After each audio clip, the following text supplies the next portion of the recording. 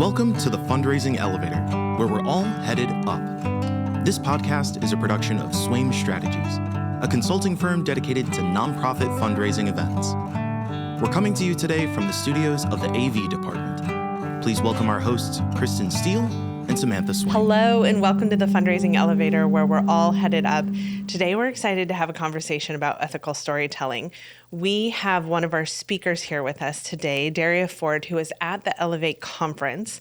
And at that conference, she was encouraging us to be brave and sharing her own event story. She also was on a panel about ethical storytelling. But Derria is quite the expert in this area, so we wanted to continue the conversation and go even deeper. So let me do a quick intro, and then we'll jump into the conversation. So Derria L. Ford is a seasoned nonprofit leader, consultant, strategist, and storyteller with nearly 2 decades of experience driving equity and opportunity through philanthropy and nonprofit leadership.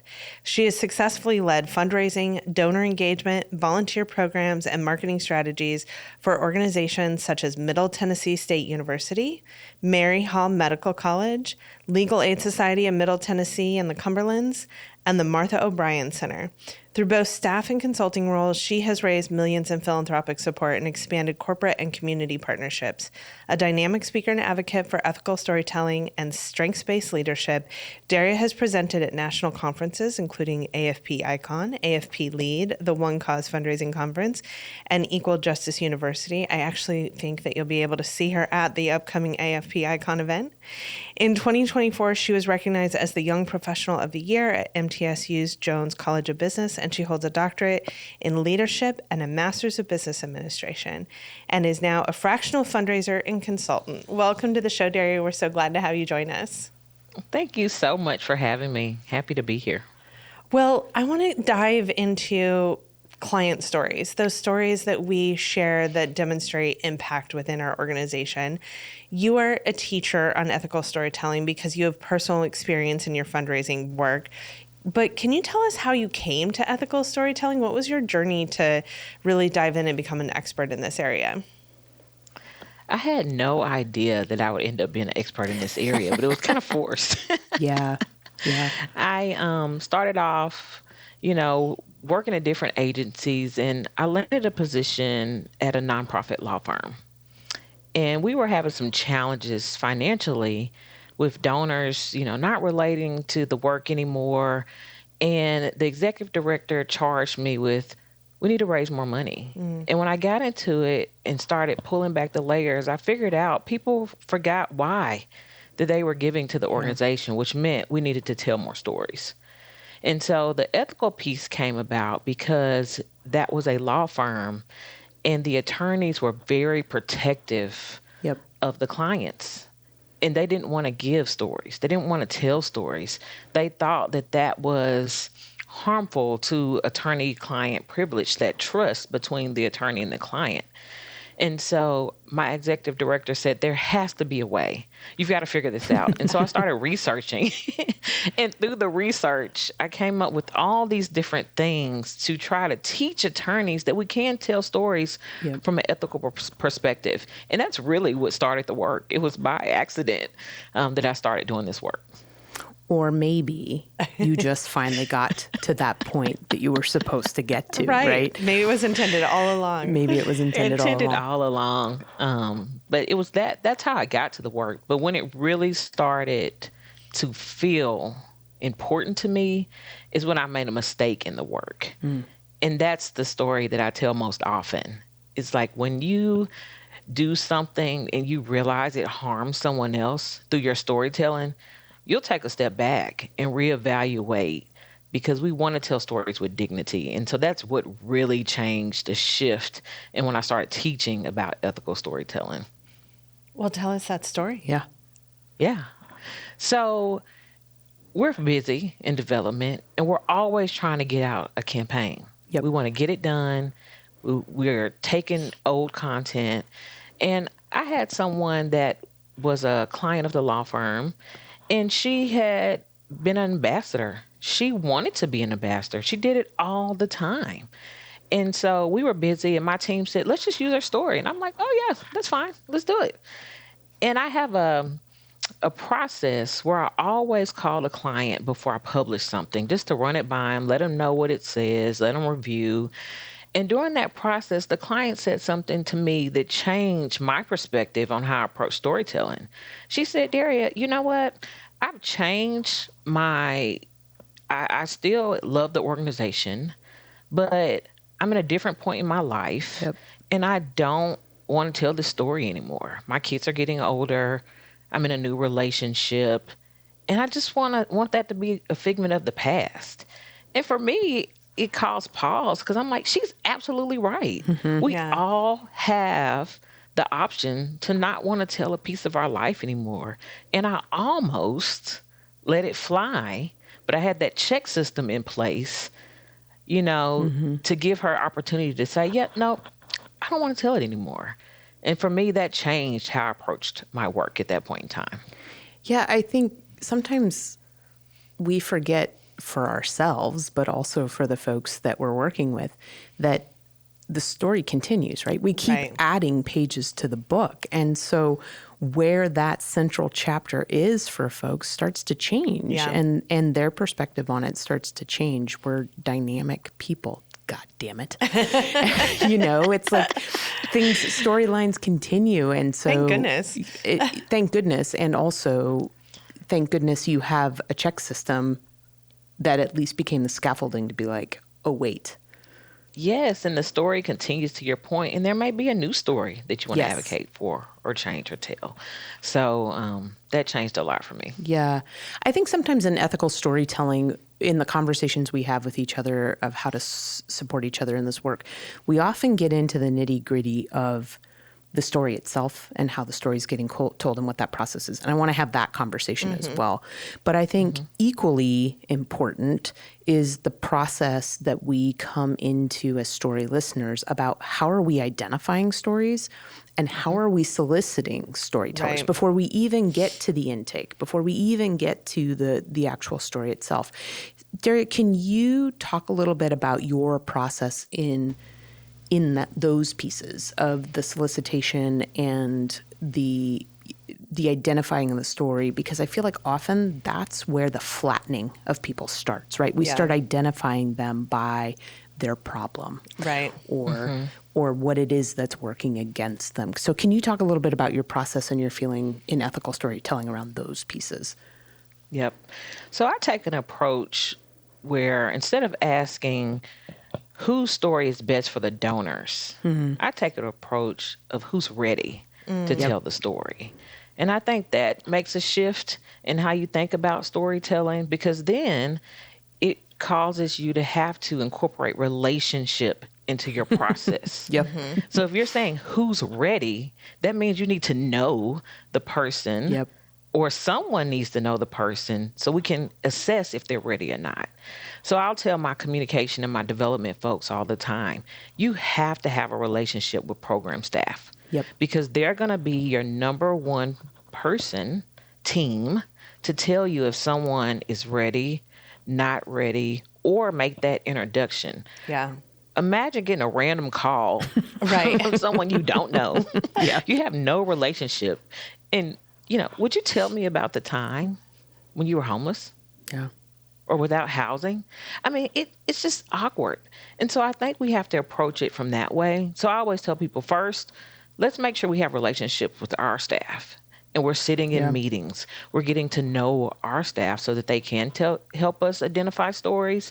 And then let's ask those critical questions. Are they still in the program or have they graduated from the program? Is this going to re-traumatize them when they tell this story? Or are they at a point in life, like I can look back and laugh at things that were challenges, years ago. But are we at that point where we can share that story with dignity? And so I approach the identification process from that standpoint. I love and that. Ask those critical questions. Yeah, I love that phrase, who is ready. We often talk about the idea of a rear view mirror, right? In terms of where people are in relationship to that story. And if they can look backwards at it and have some of that perspective, And I think that's a great phrase for folks when you're asking, are they ready? Well, especially from a trauma-informed lens, I Yeah. think that so often when we're talking about a nonprofit, we're talking about a direct service. Yes. And a direct service is to fill a gap or a need that is sometimes in the midst of trauma, it is hard to tell that story without it re-traumatizing the individual. And yet I liked your term graduated, when they've graduated from the program, when they have perspective, when they have rear view, when they move beyond it, they can speak about that time without it being, sort of something they're going through in the middle of, which I think is always a better story too, because you actually have that traditional arc of like beginning, middle, end. If you're talking to someone who's just entered your program, you're kind of in the middle, right? You're not like to the end. I don't know, though, that everyone is a natural storyteller. Right. And I don't know that everyone, certainly we don't walk through the world thinking, this is a story I'm going to share someday. So, Derria, how do you prepare your speakers to share their story? What, are the steps you work with them on so that they feel prepared? Yeah. So before I ever set a meeting with them, I do those same 3 questions. I ask myself, are they ready? Yeah. Okay. I'm thinking about them as the person or what the program staff has told me about them. Can they tell the story without feeling shame? Can we just tell it from a strength-based approach? I ask myself those questions. And would they feel like they own the story? And so I ask myself those things before I ever call them. And if I get a yes in that check mark, then I say, okay, let's move forward, team. And then when I talk to them, I set the expectations. This is something that you do not have to do. I want to give you an opportunity to share this story from your lens. And so I go through those things before we ever get into the story itself. Who is the audience? Where am I sharing the story? So that they know the details. And this is not a requirement for you to do this, or if you need services in the future to come back. Right. I think you have to level the grounds so that people don't feel pressured to do this. Yep. So then I go into, we're going to co-create together. So you're going to take the lead. This is your story. And then I'm going to say, are there any topics that are off limits? Because Nice. I may not Nice. interview. I might bring in a third party company and they may interview. Yeah. And so I need to know before I prep them, are there anything that's off limits? Is there anything about this story that makes you feel uncomfortable that you wouldn't want others to know about or share? So I know those things off front. I have something to compare. If this is written for an appeal, I have something to compare to say, did I meet their expectations? And then what do you want people to know and understand about you? So that I can make sure that I pick up what they want people to understand. It's not about the organization. It's about the person and the strength that the person put into whatever it is to get to the next step. So I ask those questions. And then what would make you uncomfortable? And those are some of the interview questions that I ask before I ever get into the story itself. And then I let them draft. And if it's a live event, I bring them in. And if I can, I will try to get the space like the night before, because I think it's important. If you've never been on a stage and this is your first time and you're put in a ballroom, I will try and work with the venue and say, hey, can we come in for like a sound check? Even if production's not there, can we come in just to get on the stage the night before? But I will do that. And then as they're telling that story, I will remind them of what they said. That's too sensitive. You said you didn't want to share that. Are you sure you want to share that? I just ask those questions. I try not to reframe their language. And so I don't want to make it about the organization and what the organization wants. So I let them tell the story in their own words. And I think that's important. So a lot of people will edit. I've had people ask me this in sessions, like, is it okay to edit their speeches? No, I don't. I let them take the lead on telling their story. And then I just remind them, what did you want people to know about you? Do you feel like you did that? It's from an empowerment standpoint so that they're telling the story from their lens. And then we practice. If it's a live performance, I offer them as much practice as they want.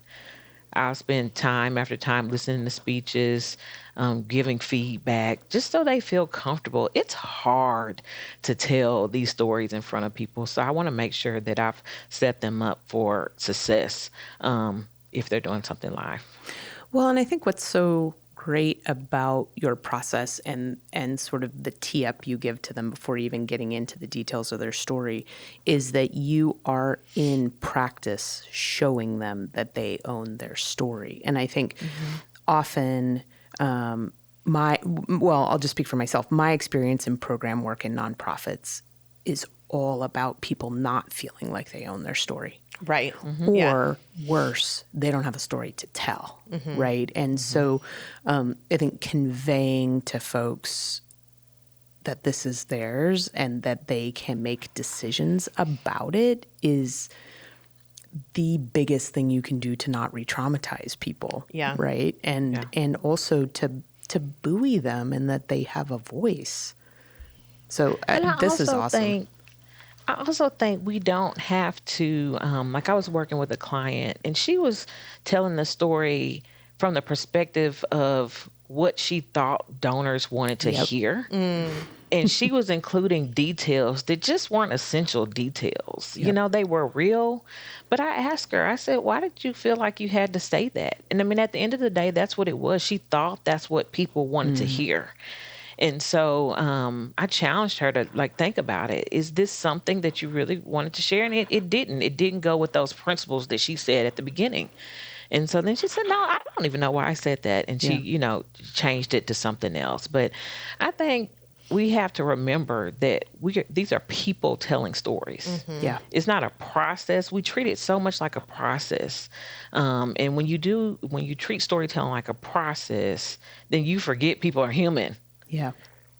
And then you force them to tell stories from the lens of the organization because we think that's what donors hear. But there's so much transparency in telling the other side, a strength-based approach of a story. Yeah. It also, I think, is, in my experience, is the best path out of that quid pro quo piece, which is I received services.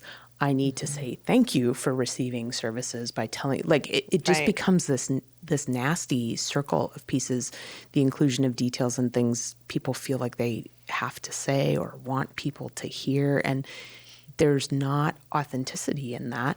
And there's not empowerment for them in that in so many ways. And yet And if you have longtime donors, the stories become the same. That's right. That's right. It's the same thing. Time and time again, there's no diversity in the stories. It's better when you allow the person to take the lead because we all have such a different journey. Yeah. Well, and I think too, the human-centered approach of co-creating their story also has this positive benefit for them, right? That if you allow them to own their voice and their narrative, it is not just a give back to the organization, but it is also a part of their journey and their experience. I was working with an organization that is a leader in our community around housing and addiction recovery. And the executive director was an expert in how to make real impact. And he said, so often that is one of the final steps for retaining your recovery. It is a way for you, a process for you to be able to stop reliving the moment of sort of crisis and moving past it into a place of empowerment. And we can't have that moment unless we are listened to and given the opportunity to tell our story in an authentic way. And while, I think the important thing is remembering that our storytellers are human, Derria, you've put together this really beautiful process, though, of making sure you're centering their humanity. So I love that you have these questions that you ask yourself before you even talk to them, questions that you ask them to understand a frame. It's a beautiful sort of continuing to come back to and recenter in the moment. And I feel like it should take time. Yeah. And I think sometimes that's where the flubs come, right? Is when we're in our jobs and we are jamming through and we've got to get the end of the year appeal out or whatever the thing is that is center and hottest at the moment. And storytelling and story listening and this process should take time. That's how we do it as humans. The other C word in the room is consent. This is a huge, huge part of ethical storytelling. It's a huge part of just like what we should be doing with each other, regardless. Right. Can you talk about in your process what consent looks like? Yes. So in my mind, there's a big difference between consent and informed consent. And so Great. that process informed consent is when you really take the time to walk through everything we're going to do with your story. We're making sure that you understand the positives and the negatives of telling the story. It's not a one and done. A lot of organizations will have you sign something when you are doing an intake. And so in that intake, it might have language that says like, we can use your pictures and stories and so on forever and a day. I just don't believe in that. I believe that development teams and communication teams need a secondary process, and that's where informed consent comes into place, because you are sitting down with that person and you are talking through where the story's going, what's happening with the story. For example, I had someone that lived in a rural community, and even though we were not sharing the name, that's something else that's on that consent form, if we would like to share real names or not, first names, real names.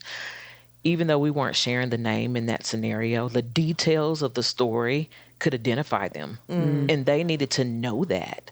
And so informed consent is saying, hey, I know you consented to this, but I just want to let you know, people in your community may figure out it's you. Are you okay with that? Right. And as the development professional, we have to be okay with them saying no. And I think that's the scary part Yeah. to is. everyone, Yeah. because that means that you might have to go find another client when you Yeah. have something to get out of the door. But in this case, when I worked for the law firm, there were domestic violence cases, and these were survivors of violence. And so that's important for that person, because their abuser could still be in that community. There's all kind of implications that could happen for that person. And so I need them to be aware of that and make the informed decision that they want to move forward. So, to me, that's what informed consent is all about. It's really making sure that the person understands what they're consenting to. Right. Another example I talk about sometimes is like the person that said, I will speak at a small dinner event. Yeah. And then it ended up on TV. They didn't realize it was going to be filmed. And that was not what they Yeah. consented to. Yeah. So we got to think through all those things as the team, because we need to tell them that the news may be there. Yeah. And are you okay with that? And I think in that too, it's for us on the storytelling, like on the development side, understanding that consent is sort of that first piece. I think often we develop the whole thing. Like, this is going to be an amazing story because of this. It's only what we know. It's not what we don't know. And often what we know is really wrong. Right. So we've built up this story and its arc and what it's going to be and all of this crap. And we go in and we don't get consent. And then we're like, that's it. The annual appeal is over. When, in fact, if we went into the whole process, curious, and letting the storyteller lead, we could discover whole worlds within stories we had no idea about. And so I think that consent as the agreement field between humans before we enter into this partnership versus the last checklist I need to get after all of this stuff has been done would save us so much headache for ourselves, not for the storytellers, but for us. Yeah. Just in knowing, great, we've entered into an agreement field together. Now let's start this, let's co-create in this process together. And what can that look like? And I think that word co-create is so important because we're writing these things together. A lot of times what I see is development teams writing and then they've moved it on. Right. It's really like, is this right? Is this accurate? Did I represent the story? Is this what really happened from your lens? And I think that's what we got to do a better job of, is including people in the process. Yeah. So yes, it takes drafts going back and forth, or getting on a Zoom call and walking through what the document says. But I think that it's that co-creation, that partnership in the storytelling that really helps us stay in that ethical space. I love it. So you mentioned writing a story. You've mentioned a live speaker at a story. We often utilize video of a storyteller. And one of those elements is that we're really trying to center their voice and their story. And in video storytelling, we find that we can allow them to take multiple takes to tell it multiple times to get to a place where they feel like, yeah, that's what I wanted to say. And they can feel good about it. And it allows us to remove their nervous energy, their process of kind of getting to the right answer, but getting to an answer eventually that they feel really good about. But in that process, sometimes we take the video and utilize it in other formats. Like you said, their presentation appeared on TV. We frequently see that a video that we've utilized appears in social media. Gets uploaded to YouTube. Becomes part of a campaign down the road, like a, fundraising campaign that's happening at another time. So I'm curious about, how do you assure that storyteller can retain their authentic story, even though it might take multiple formats? Like, do you continue their process with them? I think, a couple of things. I think one, on your consent form, I think having options. I'm okay with telling my story, video, Facebook, marketing campaign, email appeal. It's a lot for you to manage, though. So a lot of teams don't like this approach. But I think when you're talking about a new project, it gives you something to go back to, because then you can look and pull that consent form and say, well, in the beginning, what did they consent to? Did they say that they were okay with Facebook? And so then you can check. So that's one way. But another way is whenever you decide to use it again, call the client back and say, hey, here were some things that happened the last time that you spoke at the event. We used your video. We really want to consider using it again. Are you okay with the Facebook campaign? Yep. Around X, Y, and Z. Just bring them back into the fold and ask them. A lot of times people, are okay, or they might say, yep, nope. And then you have to go back through that same process. Now, if I put this on Facebook, it's really hard for me to take it back, pull it back, pull it down. Yes, I can delete it from the page, but people could copy it and so on and so forth. That's informed consent. So I just want to be sure that you understand, if we put this on Facebook and then you change your mind, there may be some challenges to pulling it down if we had to. Let's rewatch the video. Let's make sure it's still accurate. You still feel good about it before we move forward. I mean, those are the type of conversations that I would encourage. I love that you actually said the rewatching of the video, because there's a process to editing video that I think is part of my process for ethical storytelling. For example, if I've had that conversation in advance with the storyteller about things that they do or don't want to say, things that they want to be cautious of, I first review that before I share it with them, so that I make sure that we've crossed all those T's and dotted all those I's, and that we haven't compromised that agreement field between us. But then I always make sure that they have an opportunity to review that video, approve it, consent to it before it's ever shown. And so often I see and hear stories of the individual sitting in the audience at the event, watching it consent. That's not informed consent. And so I love that idea of, before every use, going back and relooking at it, because it's easy to make a small modification that might help them feel more comfortable with it. Exactly. And I think, too, like, there was an example where I had used sub-content that I didn't record. I wasn't responsible for. But someone assured me that this person was on board. It was totally accurate, all the things. And I kept saying, we should go back. Nope, we don't need to do that.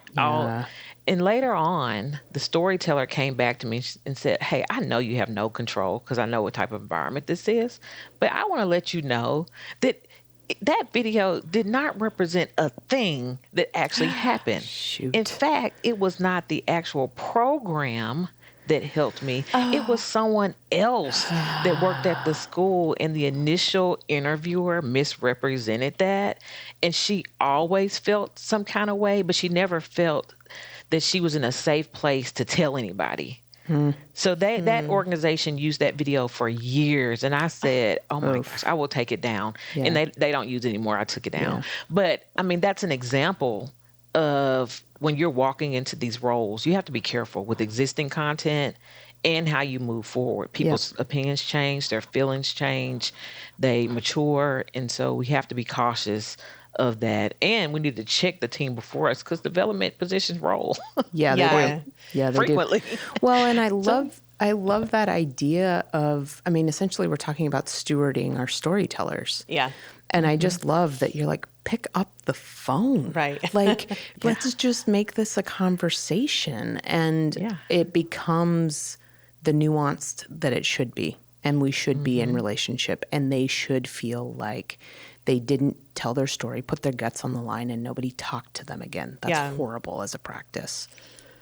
Well, I think that there's an element too where in order to be really thoughtful and ethical in your storytelling, there has to be team buy-in. And so we're going to take a short break, but I want to come back and talk about things like policies and how we get the team on board. So we'll be right back with Derria Ford.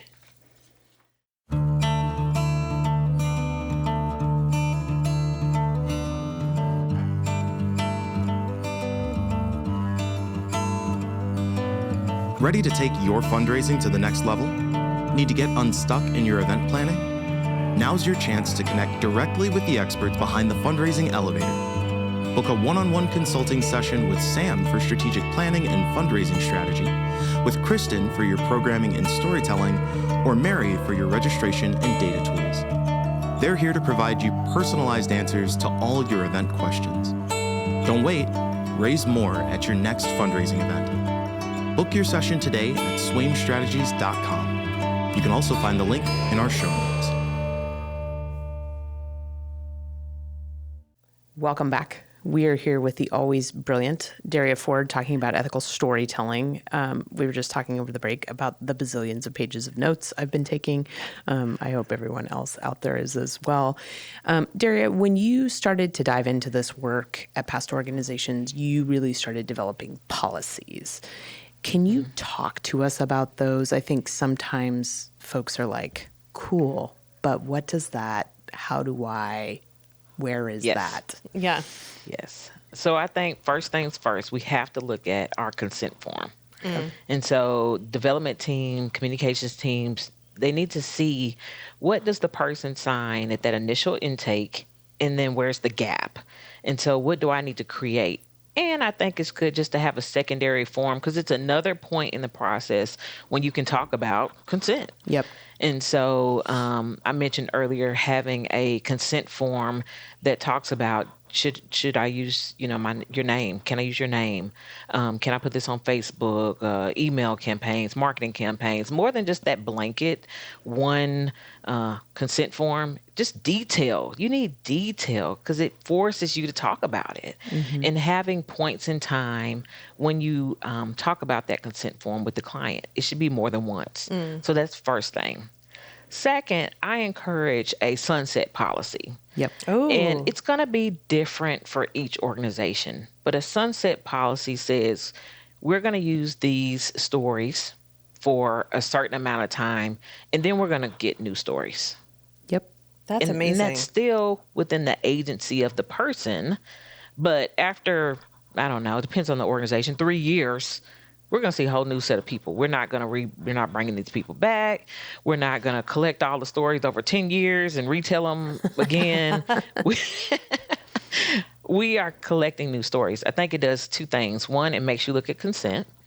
And then two, for your donors, they see different people, different faces, different lenses, different experiences. So it helps both sides of your storytelling. And then I think that any communication person needs a checklist. Did you do these things? Did you think about the person? Did you ask them what they're concerned about? Did you ask them, what do they want out of the story? How do they want to be represented in the story? So I think a checklist. And then there always needs to be final review of the storyteller. That is a policy. Yeah. As the executive director, as the communications director, the development director, however it is in your agency, you should be saying as that leader, did you have the person review the story. Yeah. Did the storyteller review the story before we publish? I think it keeps stories authentic. I think it keeps us accountable as organizations. And so I think leadership has a role in this by asking those hard questions. Yeah. And so those are some of the policies that I've put in place that really helped us move forward Yeah. with our storytelling. Well, and I love that in that, especially by incorporating leadership, you're creating a culture of ethical storytelling, because there is potentially nothing harder than that pressure cooker of a frontline development professional Yeah. having consent revoked for whatever reason Yeah. right before we're getting ready to launch this project, whatever, and then you have to report up the chain to leadership. We're going to have to go and find a different story. Right. And if you haven't created a space where that means something to your organization, the pressure that the frontline development professionals are taking in that moment, sometimes because of ease, we got to get it out, whatever Right. those things are, there isn't a space for you to make the right choice often. Well, and I think in that case, we're talking a lot about organizations rushing to tell the story, but we also see organizations hold back on telling stories. They'll even adopt, speaking of policy, they'll adopt a policy that says we do not tell client stories. But to sort of your original story of there has to be a way to be able to share impact with our donors. I would add, I mean, you have a consent form, a sunset policy, a communications checklist for your marketing team, and a storytelling review policy. I would add in there a trauma policy, right? Like we do not showcase trauma, because so often organizations are hitting pause on telling a client story because they don't want to showcase trauma. Now, authenticity of story, yes. The storyteller in their own voice, yes. But an example to your story, Derria, of you ran into the mistake and then learned from it and took a step back. I have a similar experience where we were working with a refugee who had come from a really war-torn community. And she told a beautiful story about how she was in this amazing sort of support community because this organization sort of caught her in the middle of her need of evacuation. It was a beautiful story. She reviewed sort of the questions in advance. She shared the story herself. But because she didn't have a lot of B-roll, like, oftentimes when we edit in a video, we're utilizing things like photos or past historical clips. Because she didn't have a lot of B-roll, the videographer actually opted to incorporate the trauma of war and incorporated video and footage of war. And it was, such a critical revision to make, and it didn't happen. And we got to the event day, and it still showcased a ton of trauma. Some edits got made, but in that rush, there were decisions made by the organization and by us to continue moving forward. And then when I saw it in the room, I realized, first, I need the individual who's telling her story to approve this, and no one on the team could confirm if they had approved it. So that storyteller consent. So we brought her into the ballroom to showcase the story, and she was okay with it. But then I realized there might be a lot of other people in the room that would not be okay with it. And that was the impact of this video was, in fact, we had a couple of people in the room who had a very traumatic response to these images because they had their own personal attachment to war and the impact of it. So, I think I've tripled down on that requirement of the storyteller review policy. But I also think there's an opportunity to sort of, before even going into it, identifying if we feel like this is a story of violence or addiction or abuse or war of any kind, that we're not showcasing that trauma. We're letting them tell their narrative, but we're not, bringing in third-party graphics to be like, do you get it? Do you get what we're talking about? We're going to hit you over the head with it. Because that is the thing that I think makes organizations say, we're never telling stories again. Right. It's because they did it in a way that caused harm to others. That's right. That's right. Yeah. Yeah. I think too, though, there's one other thing that we haven't talked about, and that's framing.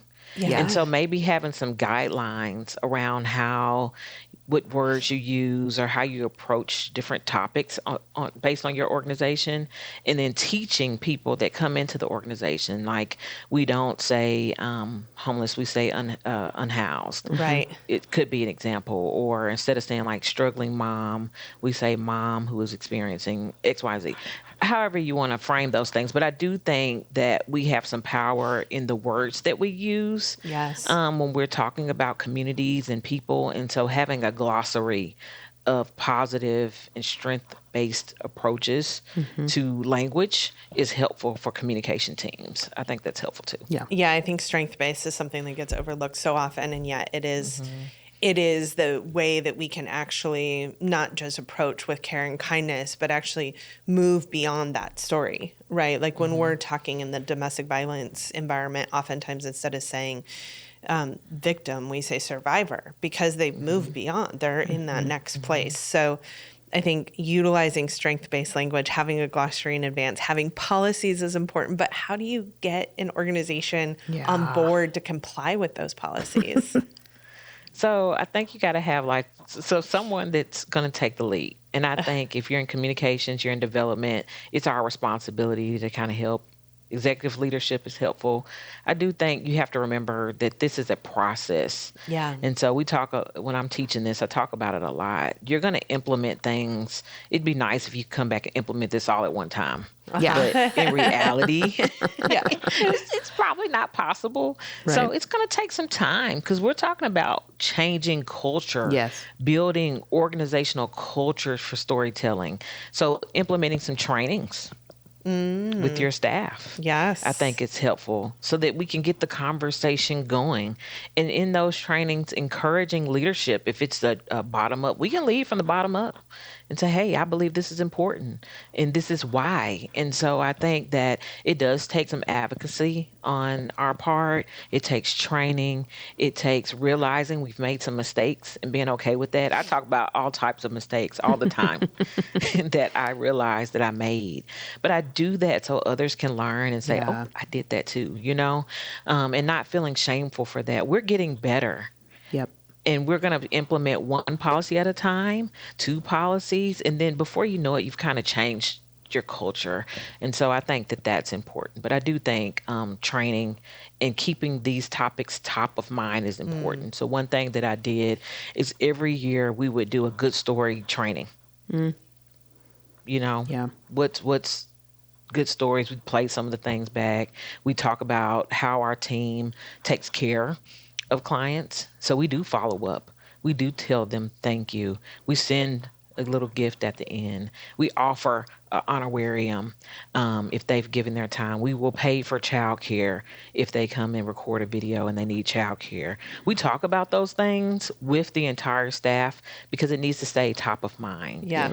We're going to ask for consent. We have a secondary consent form. We go over that with the staff so they know. So it takes time. So beyond making that relationship with the storyteller matter, right, and showing them they matter, what are the broader implications of applying these policies within organizations? I think an organization is able to say that they're giving you authentic stories, especially with the donor. Donor relationships is all about trust and being authentic. And if you know that you're not crafting a story, you're not saying, what's the story that's going to make the audience cry? God, yeah, But instead, people say that. But instead, you say, who's ready to tell their story and share the impact of the work in the organization? I think it uplifts the organization. Yeah. It makes you an organization that, as a donor, we can trust you. Because you're giving us authentic stories that people have reviewed and that they are really telling from their lens and their perspective. So I think from the broader sense, it makes you a more authentic organization. I want to talk about the tears for a second. You said it. I'm going to bring it back around because That is something we hear so often is, That's the metric. what's the story that's going to make people cry? Yeah. I want to speak to the fact that, first of all, as humans, we have hundreds and thousands of emotions. Like, we don't just have 3. It's not just happy, sad, right? Like, we have so many emotions, and all of them are equally impactful when a story is authentic, right? Yep. Like, nostalgia is a powerful emotion. Excitement is a powerful emotion. Joy is a powerful emotion. Yeah. That we don't need the tears. But what I will say on the other side of that is when we have a speaker or a storyteller who is nervous about those tears, who is embarrassed about those tears, I always tell them authenticity matters. And this is your real honest response. There's no shame in it. Right. We don't have to have it. And I am never going to force a storyteller to bring on the tears. Like, that is not valuable. But them having a real authentic connection to their story is powerful. Yeah. But it is a nuance where telling someone to cry is horrible, unethical storytelling. But and I'm not picking you because you will cry. I mean, I just think that is just not what storytelling is about. Right. It's just so much to that. And I think that says that pain is the only thing that drives people. That's right. And that's so far from the truth. Sometimes seeing people's strength. Yeah. You know, if she got through that, like, I have got to support them because there are more people. I just think it's a very narrow lane to live in. Yeah. But people live there. And that's how people are selecting stories. And so I bring that example all the time because stories we know connect people. And it's not painful stories that connect people. It's stories in general that connect people. And you never know the person beside you, all the experiences that they have, the frame of reference that they have. And quite frankly, you can't determine what would make them cry anyway. So why do we use that in this sector as a metric for selecting a story? I don't know. I could go on a rant about this one for days and days and days. I'm with you. Well, so we've talked about, it does not have to be the sad story. It does have to be in the storyteller's voice. We do have to have a process and thoughtfulness going in, policy that we trained our team on. We've talked about when it goes right. What about when it goes wrong? Like, when it goes wrong, what's the consequence? Or where have you seen it go really wrong? I mean, I think, for example, there was a situation where an organization did not prep their speaker. You know, we talked about earlier, spending time with that speaker, helping them craft their story, asking them multiple times if they're comfortable with telling the story. Are they still comfortable with telling a story? And they get on stage and they can't articulate the story at all. That happens. Yeah. It could go wrong. Yeah. You know, the audience did not understand the impact of whatever program you were trying to explain. The person is embarrassed. You're embarrassed. Your executive leadership is looking at you like, what'd you do? Your job. Yeah. Right. You know, and so it can go wrong. But also, we can leave a bad taste in communities' mouths, so to speak, about our agencies when we don't represent stories right. Yep. And I read a newsletter article one time that talked about mentorship in a community. And I use this example because it really sit with me. It hit me wrong. And I'm like, this is so wrong. But it was talking about mentorship in a community. And it said something like the community, like, they just don't have mentors. Oh. And that's so far from the truth. Yeah. And what they really meant to say was, like, one little girl said that she didn't have a mentor in her household. But the way that it read that, like, this community, which most people probably already have stereotypes about the community, had no mentors. And that's so far from the truth. When you are in that community, you're loving on the people in the community. You see all types of mentorship. It may not be in every area, but communities have mentors, no matter what community it is. We're looking up to somebody in every community. And so we have power in that. And I think that's an example of when it could go wrong, because then you have donors who might be reading about this community that's never lived in the community. And now they're like, yep, that's what I believed. You just confirmed it. There are no mentors ever over there. Yeah. Yeah. Well, We I have think so much power. Yeah. it's true. We have so much power. And I think that in those moments, it is the thing that can draw people closer or push them away. Both our clients, our key constituents, our stakeholders, our donors, our staff. So I appreciate your lean into education and training and the effort you've made to really become an expert in this, both for your own needs with your organization, but also teaching others. Yep. We're going to take a short break, but when we come back, we're going to step into the fundraising elevator. And then I want to find out how people can work with you on this, because I think the training aspect's a key critical piece. So we'll be right back. Change. It doesn't happen on its own. It happens on purpose. Thanks to nonprofits that believe a brighter future is not just possible, but needed and deserved. And that connect people to causes and turn moments of generosity into movements. That's why Bloomerang is built for purpose, to raise the bar on what's possible and help every act of giving lead to more. Because when the bottom line is a better world, no goal is too lofty. Bloomerang, built for purpose. Welcome back. We are here with Derria Ford. We're going to invite her into the fundraising elevator where we're all headed up. Derria, what is that like parting piece of wisdom or tip you would leave our nonprofit superheroes out there so that they can start or continue, not start, they're already in, they're going, how they can continue heading up?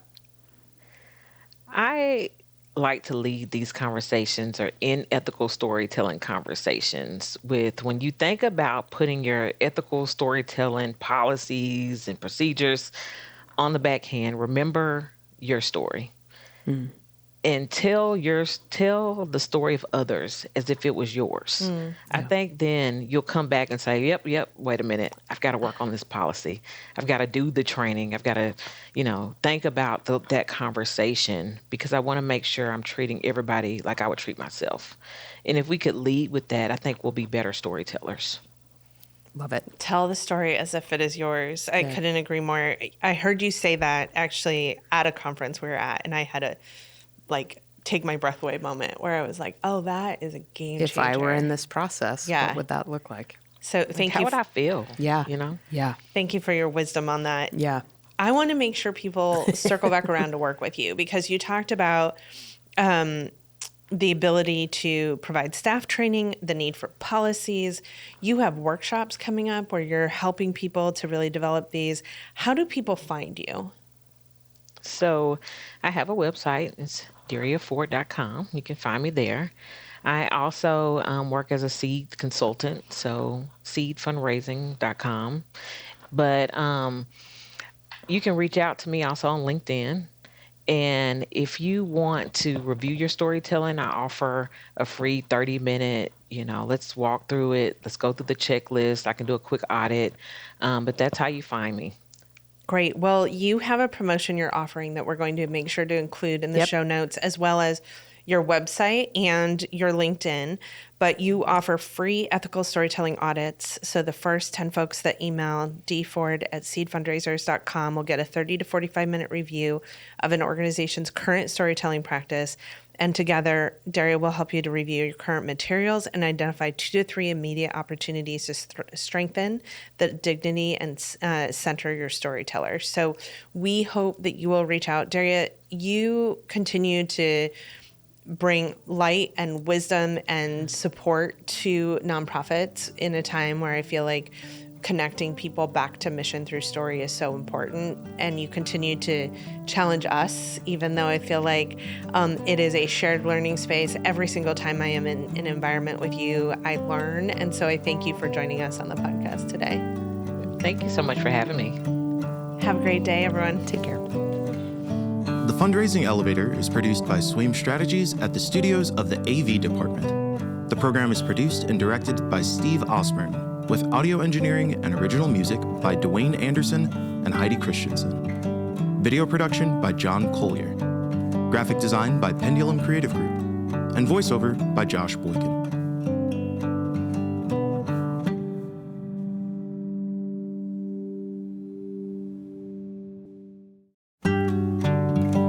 Hey y'all, it's Kristen. Before we leave, I want to ask for your help to make the podcast grow. If you enjoyed what you heard today, please like, follow, and subscribe to the Fundraising Elevator. And if you're getting a lot out of the show, share it with a friend. Leave us a review. These things help make sure that the podcast continues heading up. Thanks so much for being here and tuning in.